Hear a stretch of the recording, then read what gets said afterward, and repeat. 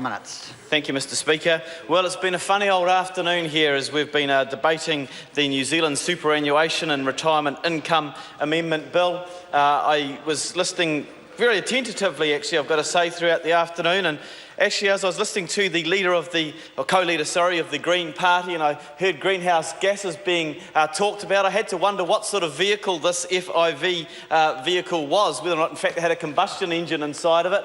But we've seen all sorts of weird and wonderful things occur. We saw Chris Bishop and Dr David Clark sort of almost fawning over each other and offering praise and what a fantastic contribution each other had made, and it made me wonder actually if the Finance and Expenditure Committee sort of at the end of their committees hold hands and sing Kumbaya. Such was the sort of warmth that was being oozed across the chamber.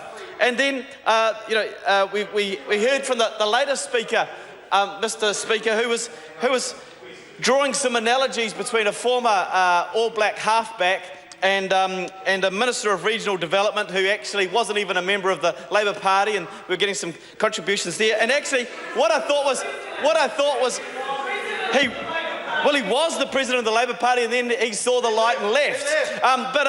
But then, Mr Speaker, we also heard the last speaker full of praise for the founder of the ACT Party as well, and I thought it's been a really funny old afternoon.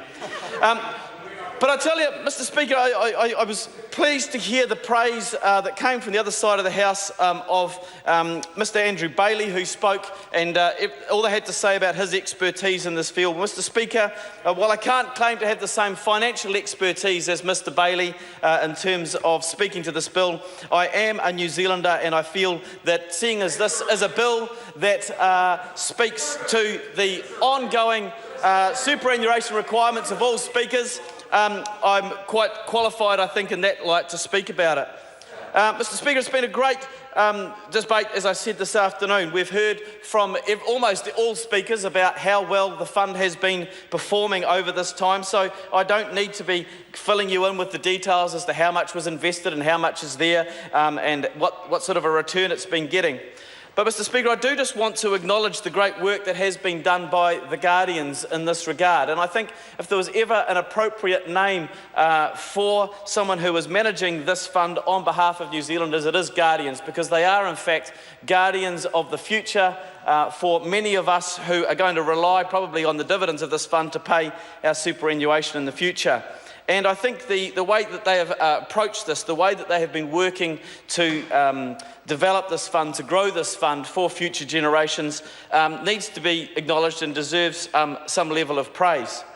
And so, Mr Speaker, when such a group who are doing so well come back to the Parliament and say to us, we'd like to see some changes, I think it's appropriate that we do take notice of what it was that they are asking for, that we take notice of what they think they need to be able to do an even better job for us moving forward.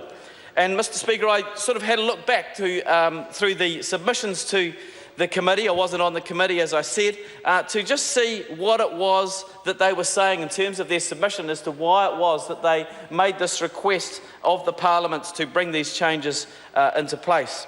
And one key thing that they said was that they talked about the bill enabling them to discharge their duties more cost effectively and with less risk. And I think at the end of the day, we would all agree that that is a very good thing for them to be doing, to be able to deliver us things with less risk and more cost effectiveness. And so they've sought to establish these funding vehicles, investment vehicles, which I think will ensure that going forward we are going to get an even better result. Mr Speaker, they've asked what it will enable them to negotiate a specific mandate with an investment manager as opposed to being one of a number of investors in a pool fund. It will protect the fund from disproportionate liability, and it will increase and reduce the level of an investment over time. So there's all sorts of things that these actions are going to help us on. I commend this bill to the House, and I think it will be a better thing for New Zealand. Thank you. Dr Parmjee Palmer, 5 minutes.